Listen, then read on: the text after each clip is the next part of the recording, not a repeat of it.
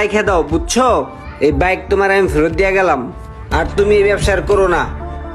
আর কালকে বিকালে আমার সাথে দেখা করবা, ঠিক আছে? ও ভাই। মন থাকবে? যে তাহলে কালকে এসে আমার সাথে দেখা করো। ওই সোহাগ, চল। বেটা পাকনামি করে আনছস, বাইক দেওয়া নাড়াই লয়ে যাবি না? ধর বেটা, গরিব মানুষ বেটা, দেওয়ার সমস্যায় পড়ছে, এগুলো তো বুঝতে হইব না ভাই। এই পোলাটা খুবই অসহায়, ওর বাইরের ভাই চিকিৎসা করাইতে হইব, অনেক টাকার প্রয়োজন। পোলাটা অনেক চেষ্টা করতে আছে, কিন্তু কোনোভাবে ম্যানেজ করতে পারতেছে না। এলাকার গণ্যমান্য ব্যক্তিবর্গ যারা আছে সবারই ধরছি, মোটামুটি একটা কালেকশন হয়ে গেছে, আর কিছু টাকা শর্ট আছে। তা আপনি একজন বিশিষ্ট ব্যবসায়ী, তাই আপনার কাছে আসছি, যদি কিছু টাকা পয়সা দিয়ে পোলাটার একটু হেল্প করতেন।